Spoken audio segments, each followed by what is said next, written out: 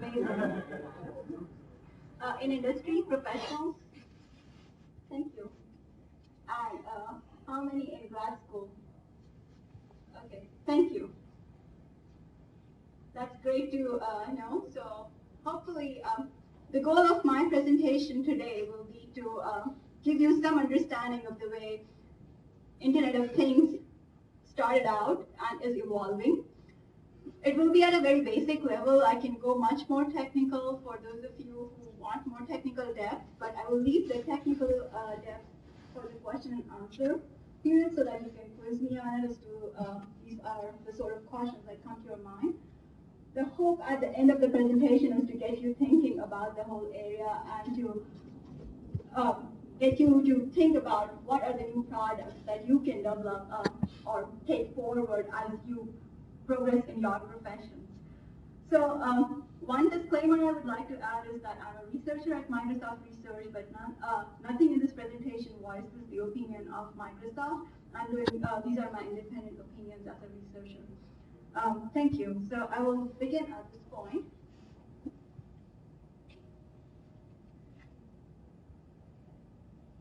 Give me 1 second. I can see only half of my presentation.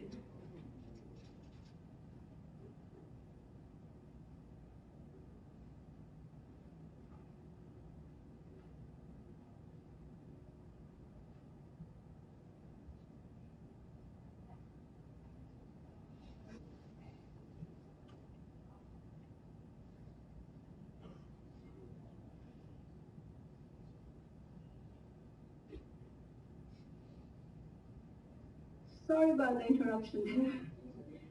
So what you see in this picture, the smattering of devices that are connected to the internet that we already see in the market. These devices range from, on the right, you are seeing devices which are thermostats or bulbs. On the left, devices which are some sort of coupons on the phone, and I'll talk about each of these things, and then some healthcare things, and then the car itself. So these are things that we are already starting to see in the market. So what does this mean?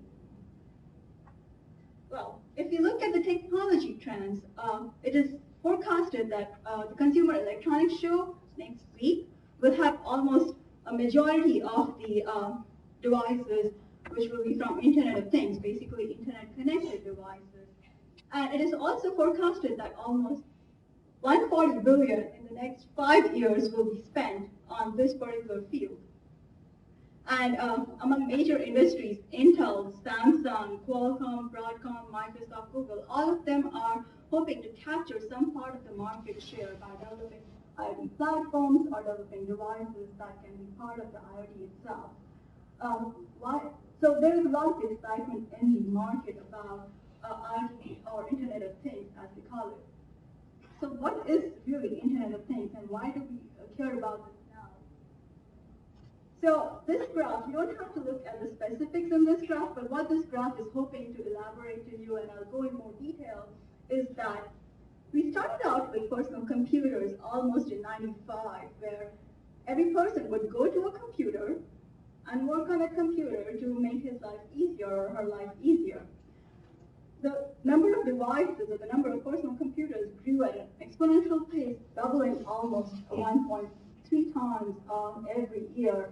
Then we had the advent of laptops or tablets, which became cheap enough that people could access them, and this made life for, say, consultants very easy. Now you could have a computing device with you. And this was almost 2000 to 2011. They grew exponentially at even faster pace.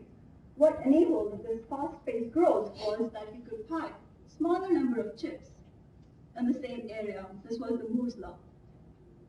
What we expect from 2011 to 2020 is that we expect almost 50 billion devices to be connected to the internet. And what are these sort of devices? What is changing now compared to what we had in, say, 2011? That's the thing that we are going to investigate. So what has really happened is that technology has reached its tipping point. What this picture is showing you is that starting from ARPANET, where the machines were connected to each other, to the point where they were connected through a web, to the point where now you had mobile devices which could connect to the internet. It gave rise to this whole revolution of social media or Facebook where you were connecting people, not just devices. But now what you can do is you can connect actual things, physical objects in our environment to these internet, and that really changes the way we think about things. For example, if you connect a thermostat to the internet, then you can remotely start controlling the heating inside your house. Or if you can connect your car to the internet, that means that if you are controlling a cab company, then you can suddenly manage your entire fleet over the internet. So it has enabled a whole set of possibilities beyond what we envisioned as businesses sitting on a computer merely. So physical objects were not connected to the internet earlier. And why has this happened is because, as I was elaborating earlier, we have cheap computing power, so we can pack a lot more computing power in a single phone. Your iPhone, or any smartphone that you have, is carrying almost at least 5 core, or the next generation phones will carry almost 8 core processors on their phone itself. What that means is that you're packing enormous computing power on the same chip. So you can do the amount of operations which a personal computer could do, or not even a personal computer could do back in the 90s on a single phone. You have a lot more sensors packed on the same phone. On the picture on the right, you see the number of sensors that are on iPhone. They range from your camera to a mic to something which can capture ambient light, an accelerometer which can tell you what is the acceleration in three-dimensional axis, a gyroscope which can tell you the speed of rotation. So, was there a question? So all these sensors, what they're giving you is a lot of information about the way a person is carrying the phone, and a lot more information than just the fact that this person can receive calls or receive text messages. Further, now there are all these health bands or fitness bands which have heart rate monitors or galvanic skin response, which can measure your stress level, or it can estimate what your heart rate might be. So all these things are starting to affect the amount of information you can capture about a single person. What is also amazing is that you have a large number of mobile applications in the market. So not only do we have a lot of information available from each user, and we can do amazing processing on this data, we have a lot of applications like something that can process this data together. Facebook is basically an application which takes data from each user and connects different people's data, puts it together in a single interface. But now, you've been hearing this term called big data. What that is doing is it takes the data of all the users, puts it in the cloud, and spits out an answer saying, hey, your phone has this much power usage compared to all the other users. Or your home has more power usage than an average user. So it has a lot more ability. So these mobile application platforms have made this concept of putting together data with the cloud much easier.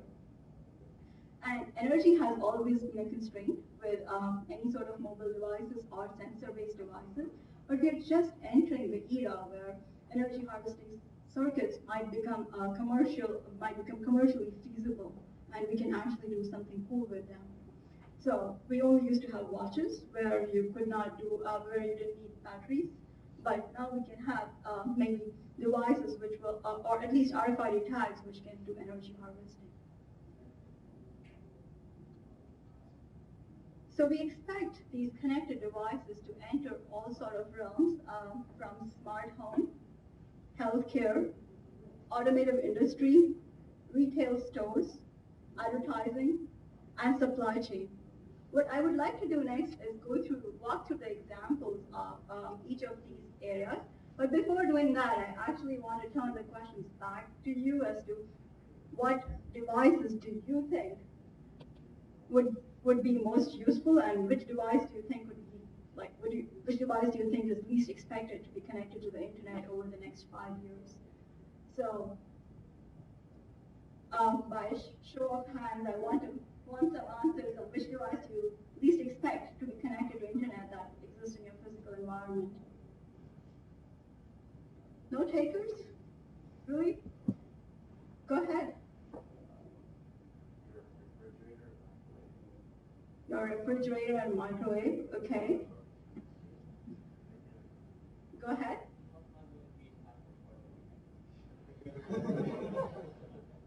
You know, it's a good idea. Okay, I will repeat because the answers from the audience cannot be heard by everyone. So one of the first answer was how fun it would be to connect your refrigerator and microwave to the internet. The second answer was to get your toilet connected to the internet. Any more answers? Yes. Toothbrush. That's a nice one. My dentist might require me to connect it to the internet in the future. More answers. Yes. Your sink. Kitchen sink or anything? That's a nice one. That I have a hard time thinking of. House's foundation. Wow. Okay. That's a really nice one.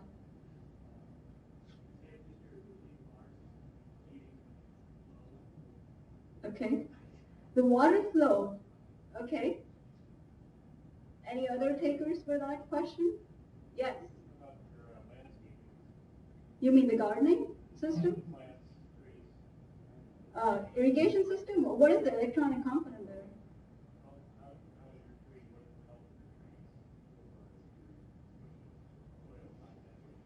Fair, fair. So let me go through that list again. So we started out with microwave and refrigerators. If you've been to IKEA or, Sears more recently, I did go to Sears with one of my uncles over Thanksgiving, and one thing I observed was that Samsung or GE comes with this nice app, this small screen on their refrigerator, which has all these apps where you can play music and you can play radio or you can connect to news. And I totally expect that they might connect with RFID tags to something inside the fridge at some point. So it's not that far off though. Microwave, not yet maybe. Then we went to toilet. If you had airports, the toilets connected to internet is actually a feasible thing because sanitation inside, like whether the toilet was cleaned or not, that's something. How many times did it flush? That's something that they have to keep records of to keep it sanitized.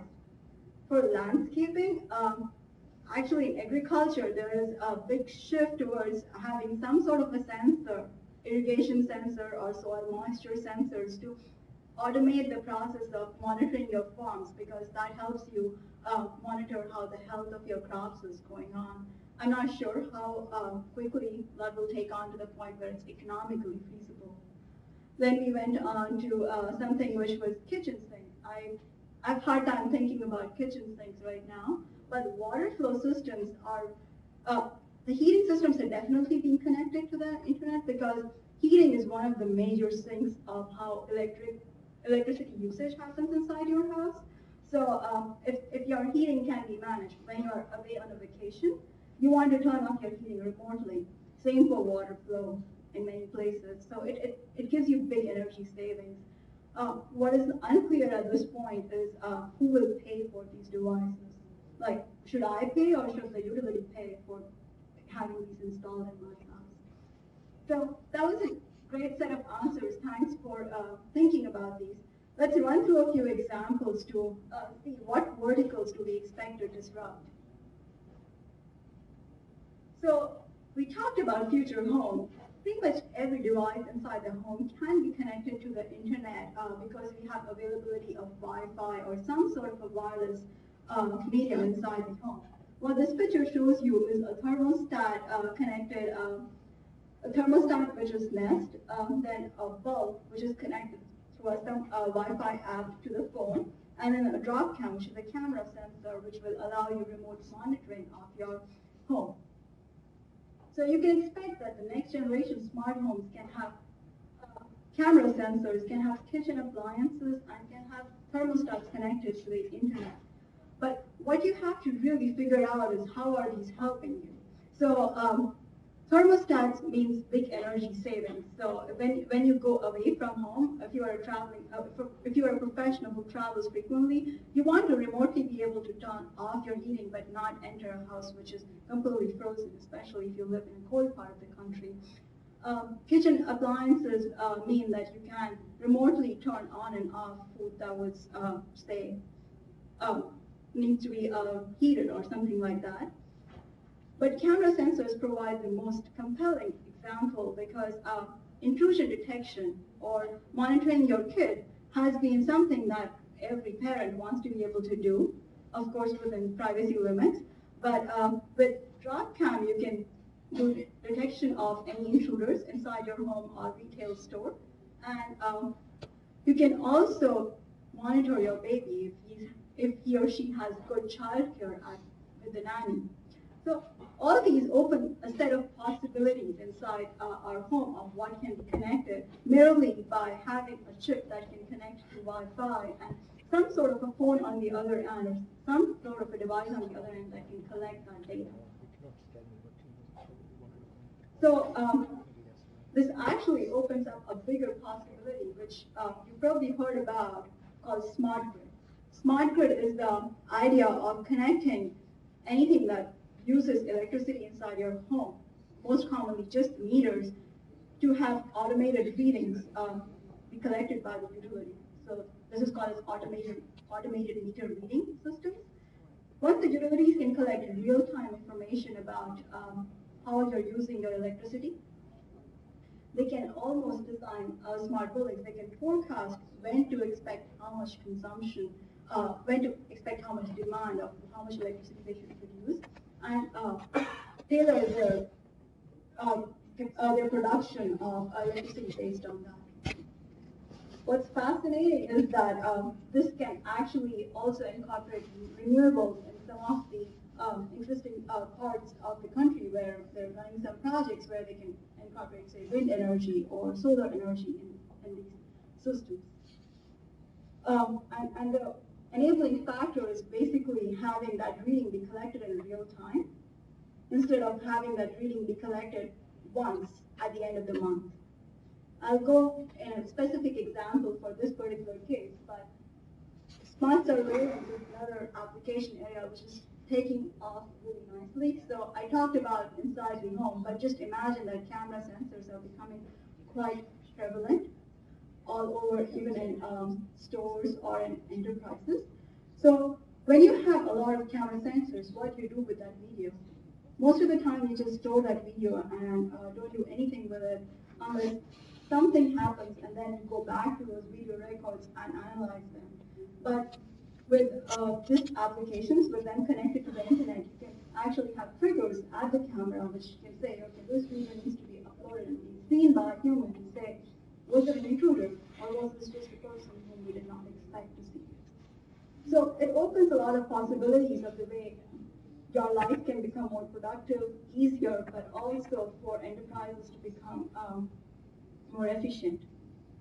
On that note, one of the key areas which is where Internet of Things is really affecting our lives is healthcare. How many of you carry some sort of a fitness band to monitor your health? Nice.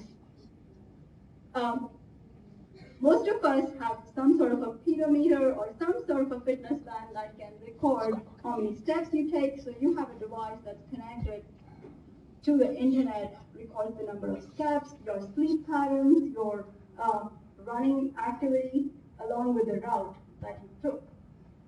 That can be incorporated in the shoe or on a fitness band on your wrist. What's fascinating is that not only do we have these fitness bands, we also are getting to the era where we will have pills which can have small chips inside them. So if you take that pill, it can tell you that you've taken your pill every day to the doctor. So there's a band that you have on your wrist, and then there will be a pill that you eat, and every time you eat that pill, it will transmit to the band on your wrist. And that requires additional abilities to communicate from your stomach to the wrist. But what's fascinating there is that now your doctor can proactively monitor whether you are taking your pills properly or not. That's the personal health monitoring regime. You can take it one level higher where you can imagine entirely connected hospitals. So if you are a patient in a room, your nurses don't need to be constantly monitoring you in person. If they have taken the readings once in a day, the systems can be sending the readings to central system, and a person can start taking those readings. So you can imagine healthcare can be revolutionized in a lot more fun ways. But what is really enticing about this particular realm is that healthcare traditionally has been all about scribbled notes. So I usually have no facts of how I was treated when I go to a different healthcare system or when I move places. Having digital records would hopefully, of course with federal regulations, make our lives much easier and would give you proactive monitoring over how your health indicators are changing. Now, another very interesting example is the automotive industry, and this is a key driver. So we have all heard about self-driving cars. We have all had some sort of GPS application that is used inside our cars. I talked about that interface that we had on our refrigerator. Similarly, BMW came up with their dashboard, which is digital, and it can connect to news, weather, GPS via some sort of satellite or cell phone connection. Why do you care about that? Now, everything that was on phone can become available on the dashboard. So it doesn't have to talk directly to the cell phone tower. It just needs to be able to talk to your phone. So this concept of connected car is definitely becoming a reality. But where it gives the most business value is where you can manage entire fleets. And here, take the example of, I have a fleet of, as a cab driver, if you're in New York and you manage the yellow cab system, how many of you have been in those yellow cabs? Give me some notion of how does what does the cab driver do when you're sitting there? Does he keep talking to a radio? What does he tell the person on the other side of the radio? Where he is and what he's doing, right? And then based on that, the service provider for the yellow cabs has to decide which cab to route when there is a call, right? This makes the whole system automated instead. I collect the data from the vehicle itself based on maybe the cell phone of the driver about what's the location, what's the driver metric, what's the behavior of the driver if I take the audio readings, how many hours or miles has he driven. And based on that, which the transmission can happen either via phone or via satellite, you can now have all the information in a web portal.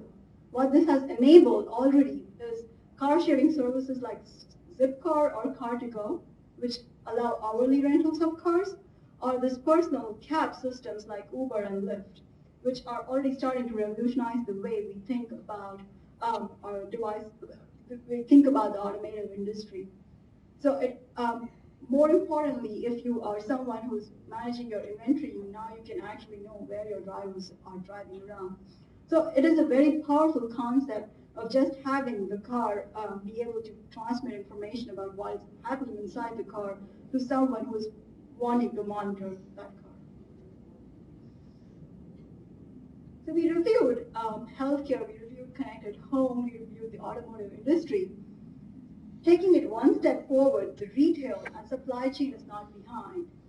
Those verticals will be disrupted as we're already starting to see. So in the retail stores and advertising, we have this concept of location-based advertising now. So when you are closer to your coffee shop, Starbucks can send you a coupon saying, hey, this is your latte, it will be available close by. And it can also give you a coupon based on what your usage pattern is. Most retailers are now requiring you to have a profile with them, and based on your usage patterns, they say that they're giving you savings. and they also make recommendations of what objects you should buy. So if you have Safeway or some of the other big retailers, they can give you online recommendations and they can give you coupons. Same for Macy's or another, say, jeans companies and other stores. What's more fascinating is that the concept of retail outlet itself has changed. So people carry this small outlet on the picture on the right. You have this white device called Square device connected to the phone. What this device does, it just captures the information from your credit card and then transmits it using the phone, but it has to encrypt it in the process. So it has allowed these mobile payment concepts. So if you walk into an AT&T store today, you don't have to stand in a line. There would be like 5 helpers who will use these devices and will suddenly be able to help you with helping the customers much faster. So anyone carrying this device can help. Furthermore, you no longer have to carry your wallet maybe, except for your driver's license, because suddenly you can pay with your phone with some on Google Wallet or Apple Pay or other payment platforms that are starting to appear on the mobile devices. So we talked about retail stores, and the final example I would give, which is a big driver for IoT devices itself, is the supply chain itself. So what I'm showing in the picture is SenseAware. This is a device which captures the GPS record. It captures the record of the temperature, of pressure, humidity, etc. What FedEx does is when you're packaging, say, food or some sort of items, it asks you to put these devices so that you can in real time track where each of your objects is and what is the pressure or temperature it is at. This gives you a sense of whether your item was compromised at any point if the temperature for the food was higher than what you expected it to be. It also can help you as a consumer do quality checks on the products that are delivered to you. And secondly, you have this concept of efficient manufacturing and supply chain. So how you make your supply chain efficient is that you are able to eliminate any losses due to some items spoiling. So in this example, we have when the fishes are caught and packaged in the ocean, this is an example from IBM. They're helping put RFID tags on the packaged fish, which capture the date of capture and the place of origin. By the time they put in transit, they capture the temperature on the same RFID tag. So by the time it's ready for checkout, you have both the place, time of capture, and whether the temperature was kept consistent. So you can avoid the spoilage of food, which can save almost $2 trillion, while a RFID tag merely costs 10 cents. So all of these examples give you not just a sense of, okay, I connected a cool device to internet and gave information to someone who was sitting on the other end, but it actually made the business much more efficient, cost-effective, productive, or cut the cost for the consumer by, say, cutting the number of people who were helping process the retail or giving additional quality checks. So the question here becomes is that which of these IoT platforms, which of these IoT devices will take off to the point where they will become mainstream that we no longer think back, and this would be like iPhone that I carry in my pocket every day. And the future is really in your hands. Before I go into technical details of anything, some technical challenges, I want to again throw the question back at you of which of these devices or any devices now that you can think of will disrupt the market according to you, and why do you think it will be a killer application? One sentence answer. So give it a minute to think about it and think about the examples that I just gave and if they make sense to you as in professionals or undergrads that you study about these things.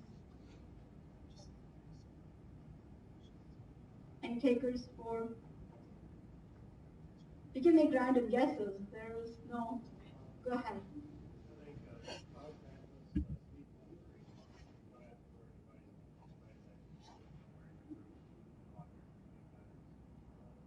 Why do you think it's a killer? So the answer was contactless sleep monitoring. Why do you think it's a killer application?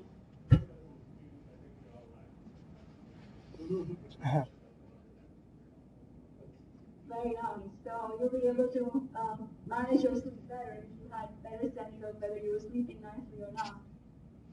More takers. Go ahead.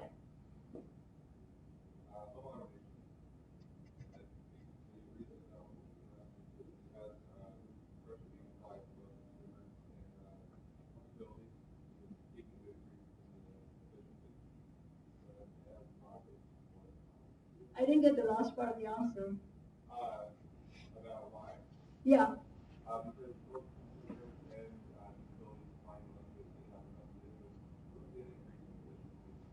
Okay.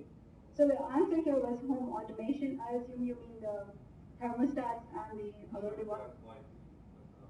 Okay. So the answer was home automation because both consumers and utilities want to do that. That's great. Other takers? Oh, which application you found really cool? Go ahead.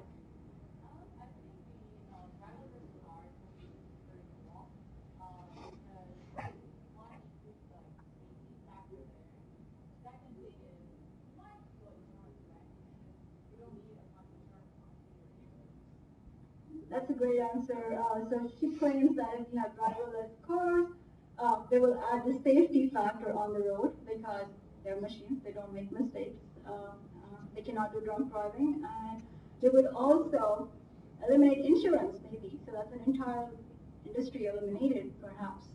Do you think there will be insurance for driverless cars?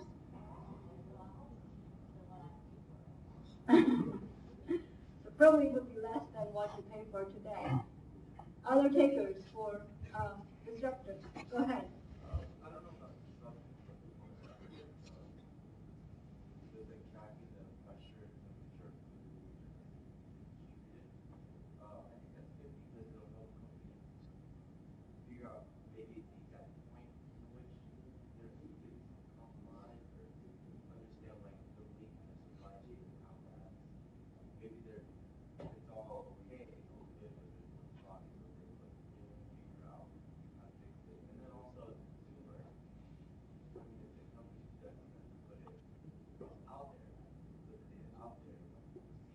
Mhm.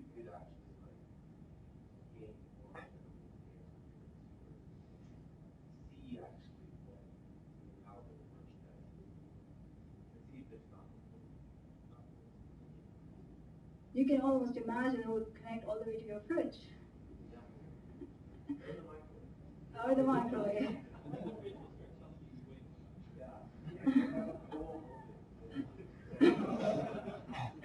So his answer was based on, he liked the example of supply chain for food, where if the data was collected by the, at what point is food compromised, that information will be very useful for the people who are supplying food at the retailers to manage their supply chain better. And it might come, the consumers might come up with new standards that can take that information, that data, to say, hey, this is a new standard which says this company is more reputable in terms of managing its supply chain for food because there's an actual data to back it up.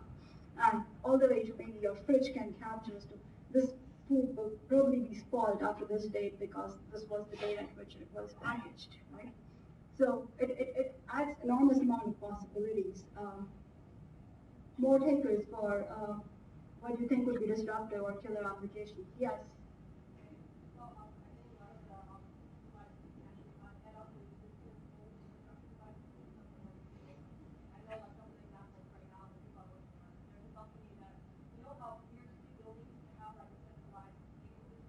Mhm.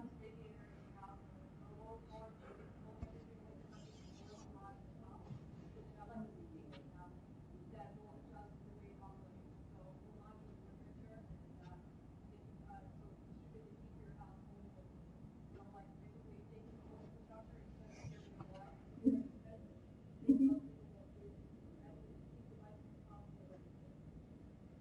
So what she just suggested, this example was based on adding some sort of control over centralized heating, which if you have centralized heating inside a building, the smart building will be able to sense that at the top floor you're only getting you're getting way more heating than the bottom floor maybe, and at that point you control the level of heating by putting some sort of control on the vent itself. So she knows of a device which can cover the vents if it's putting out too much air. So I will move forward at this point, but you get the idea that there are a lot more possibilities when you can connect. You put a computer chip and you can connect it to some sort of a connectivity device, and then you can collect that information and make it available through a web portal to on the other side. So what does the architecture typically look like? This is one possible architecture. Not everything will mirror this architecture, but what this architecture says is that you will have a bunch of embedded devices. This is more suited towards home or enterprises. You will have a bunch of embedded devices like your fridge, like your health band, like your bulb, which is connected to some sort of a gateway. This is a mobile phone or some sort of a computing device. And the connecting platform would typically be wireless because putting wires all the way out to all the sensors can be hard. Camera sensors having much more data might use wired connections. But the sort of wireless connections can range from Wi-Fi, which is high data rate, high power consumption, to Bluetooth, which is low power and much lower data rates of hundreds of kilobits per second, to Zigbee, which is much lower data rates, and have listed some of the other standards as well. The basic variation comes from the amount of power consumption, the range at which they operate, and the amount of data they can send to the gateway. The gateway then is connected either through a cellular or a satellite or some sort of a wired connection, which is internet connection to a cloud, which can crunch numbers to the big data analytics things, or crunch or process numbers to come back with whatever the consumer is, whatever the end user is hoping for. That's your end application. So if you were in the industry as a professional, what you're doing is you're somehow writing some sort of software to collect data from the embedded devices to the gateway, and then processing those numbers to give a good answer to your consumers or your end users. And this end user application can be at what point was my food compromised, or what percentage of my food was compromised in the supply chain, or what is my power usage over the entire month. So all those numbers can be crunched. What this means for you is that we are moving away from the traditional way of just programming in, say, C++ or Java. We are moving towards embedded devices themselves need to be programmed in, say, embedded C or ARM, or some sort of a platform which can program those devices. That's usually, earlier it was machine language, but now you have better platforms to program them. And this is where some of the companies are coming up with IoT platforms. The gateway itself can be, the way you talk to that gateway, that requires to be programmed. And then the cloud itself would be programmed in, say, Ruby, Rails, Python, one of the web application interface that you're typically, if you're familiar with those. And then when you talk back to the gateway, those are usually your traditional C++, Java, JavaScript, HTML sort of applications. So what it means for you as software, if you're developing the software aspect, you need to be familiar with way more categories of softwares or operating systems if you're trying to add your skill set in your CV. So that should give you some sense of, like, if this whole platform takes off, then you're looking at way more software skills than just C++ or Java, but the basics still matter. So given that we have some notion of architecture, this architecture would not apply to places where you have distributed set of sensors, like RFID tags that talk to maybe some sort of a satellite device and give data, and that's sent to the cloud. So you might bypass the gateway completely. So what are the key technical challenges that we expect to see in this whole regime that we have now solved with mobile applications already? One key challenge is still connectivity. So you have a heterogeneous set of connectivity that's happening all the way from RFID tags to Wi-Fi devices to Bluetooth devices. Sometimes there will be very dense deployments. So inside home or enterprise, you can expect almost 10 devices per person. And most of us have experienced the time when we go into a conference room, have too many people on the Wi-Fi, and can can hardly download any data. So in dense deployments, managing the interference or the data rates that each device can get can be a problem, which almost means that you have to do localized analytics. Like you only allow the device to talk to its neighboring devices because that would limit the amount of interference that can create in general inside the room. So this introduces the notion of something called context awareness, where the device is aware of, hey, I'm a mic, I'm an audio device, and I can sense that the devices that I need to talk to are, say, the platform which will capture that audio. So this, I can talk a lot more about connectivity because this happens to be my area of specialization, but I will not go into details here. But in general, what the takeaway point is that connectivity can be a challenge both in terms, so designing the right connectivity can be a challenge for someone who's designing IoT platforms. Energy management has been a traditional challenge. What is new here, so limited battery power and how you conserve it over time. That's something that sensor platforms have looked at for a long time. But what is new is that we're starting to see some sort of energy harvesting. So how do we balance out and use some of the energy harvesting platforms or circuits that we can deploy? Cell phones will definitely not get to, like, we cannot have an energy harvesting cell phone yet, but we hope so, we can get to that point in future. And the third and the most prominent one that you see in social media and newspapers all the time is this concept of privacy. Who can see this data and what can this data be used for? And this is something that's a constant challenge for both the enterprises and the users themselves, like whether the enterprise should use the data for something good. I mean, it will give you personalized recommendations, so it's all good. They have good intentions at heart, or can that data be misused in any way? So where do you draw the line as consumers? This is a big debate, and it's very hard to solve it in the ethical regime. But hopefully, as engineers, if you're aware of how this affects, then you can make the right decisions. At this point, I would like to encourage you to think about some of the technical challenges. I was hoping to, we are almost at 40 minutes. I was hoping to cover some actual case study for privacy, but I also want the audience to ask questions. So let's think through technical challenges, take some questions, and if I have time, I'll go through privacy case study. Yeah.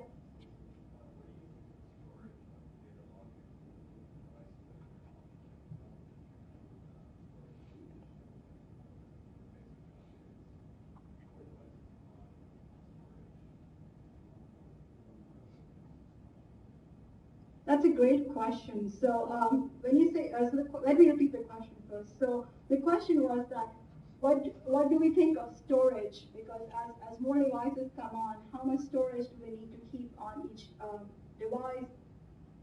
How long do they need to keep the data logs? And whether all of it should be uploaded to the cloud and kept in the cloud itself? And I think the answer there's no solved answer. It really depends on the application.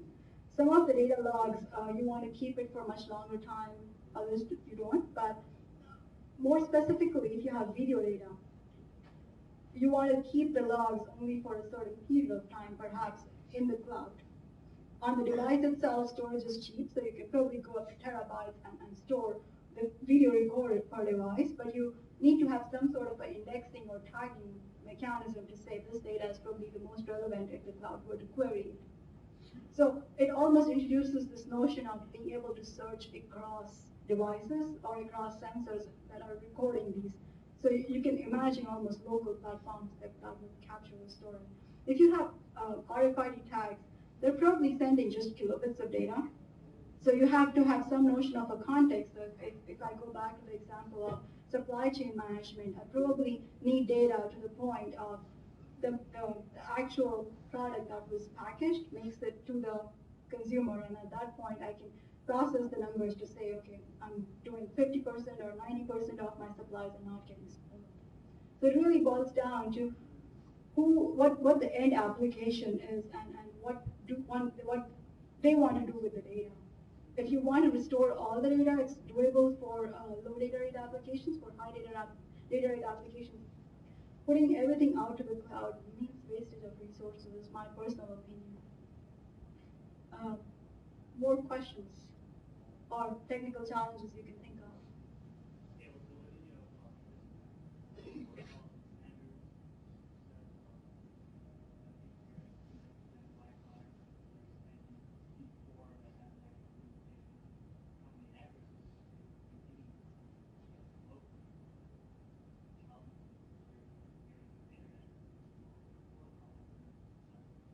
That's a great question, and that's something that has been, I didn't highlight it here, but the idea of naming, addressing, and being able to identify the devices that are connected to the internet is a big challenge. With IPv6, we have come up with a much higher number of addresses, and we're transitioning from IPv4 protocol to IPv6 protocol, so you can number a lot more devices, yet the idea of giving everyone an IP address, as we do for cell phones today, is still going to be hard. At which point you can almost imagine that there might be a concept of some sort of clusters or localized clusters which get one IP address, and then within the cluster there's some sort of management.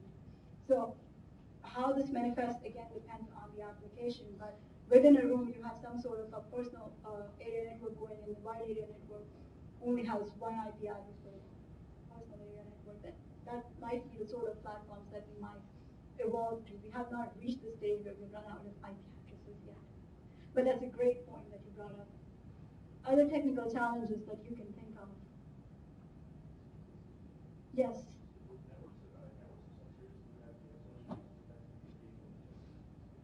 Can you repeat your question, please? So, with like networks of sensors, we have issues in the flow between sensors to communicate between products.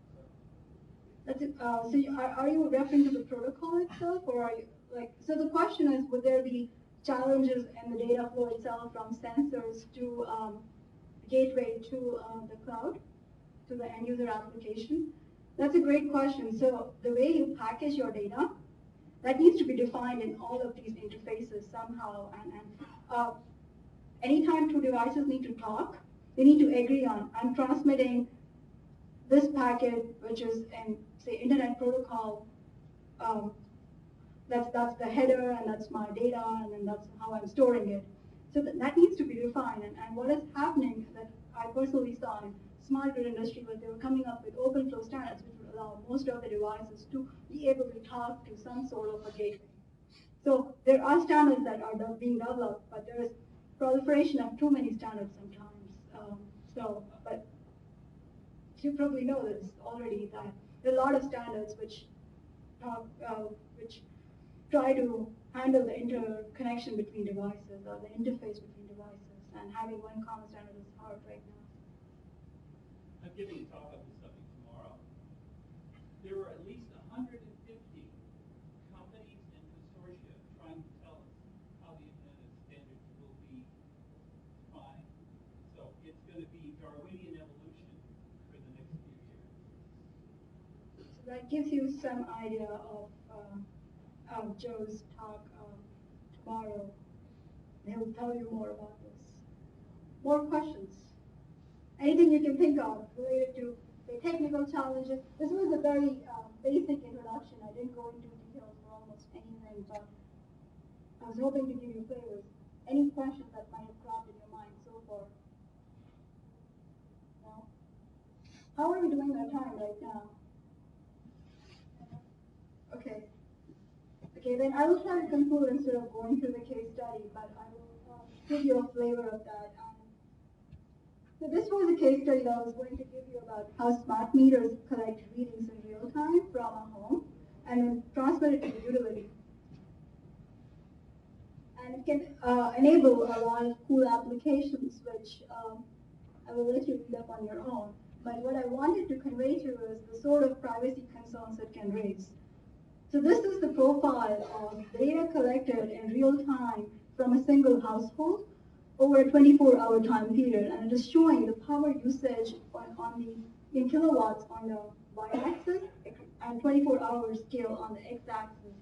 What you can see is that if you have the fine granularity of time for each consumer, you can almost start predicting activities like when the usage was low, it's probably night. When the usage was high, was it breakfast time, or was it water heater turned on, or was some evening activity like cooking happening, or heating was turned on a much higher scale. Well, those are very innocuous activities that you don't care about. But what's hard is that if you can almost predict things like, did you leave late for work? Or if you had a kid at home that was alone, or were you home during your sick leave? It can almost start doing these sort of things. And the way it can measure this data is by correlating it with other data sources. Like if you don't usually have your electricity turned on during the day, then on the single day when you have your electricity turned on during the daytime when you're usually away from work, that would give information about, okay, I sick leave, you were at home. Or same, you can determine the activity that's required for a single person versus the entire family. So you can almost predict whether you left your child at home alone or whether there was more than one person at home. So it starts giving you a lot more information. There are other examples that have been studied in this paper, but this can be used for good things where they can give you ways to save energy, but it can also be used by hackers or by third-party companies to give you marketing material, which can be both for good or bad. So as engineers, we will have to make decisions. Please go ahead. Just an example, I believe Region 6 also has a sustainable technology conference. At the last one, there were people from Southern California Edison. They were doing this. And the emotional response of their customers was not, are you going to make my house cheaper to rent? They were saying, you're going to let the NSA into my house. They're scared, perhaps for the wrong reason, but you understand why people are worried about it. So it is a big concern. The reason I'm bringing it up is only to, as engineers, as you go into professional workforce, you need to be aware that these are concerns that you need to think about as you're designing some of these systems. What's more interesting is that if you anonymize this data, if you just take off the label of the person, will that solve the problem? And it has been shown in social media and even in some of the other data sources that just taking the consumption trace from the person's identity does not solve the problem. Because if I were to correlate with this another data source, so for example, there are houses in a neighborhood that are usually have similar energy consumption profile. If I observe the household for a little bit and see high consumption in certain household, then I can almost identify that this is the house that was having that sort of energy consumption. So it requires just one other data source. If I have access to that, I can correlate it. So just anonymizing data is not enough. Right. Does that mean that I need to go all the way to like encrypting data from the point when it starts at the smart meter? Will that help? Or are there other solutions? Now, there are other solutions, but I'm not going to go into details at this point. But hopefully that conveys the idea of like privacy is a big concern. So recapping, we talked about almost 50 billion devices are expected to be connected to internet by 2020, and there will be in smart homes, there will be in healthcare, there will be in better advertising or reaching out to you as consumers, making the supply chains or manufacturing processes more efficient. We've talked about why this is probably the right time because we are connecting everything to internet, whether we call it Internet of Things or not. We talked about one example architecture to give you some sense of the way these platforms will be developed. There might be better ways to develop those platforms as the companies come up with easier ways that make it more modular. And we talked about some of the technical challenges, and our audience brought up some really nice challenges related to storage and scalability as well.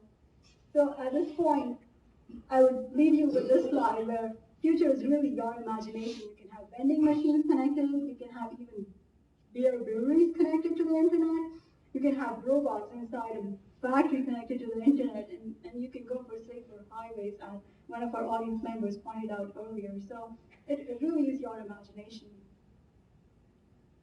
Okay, this was the end of the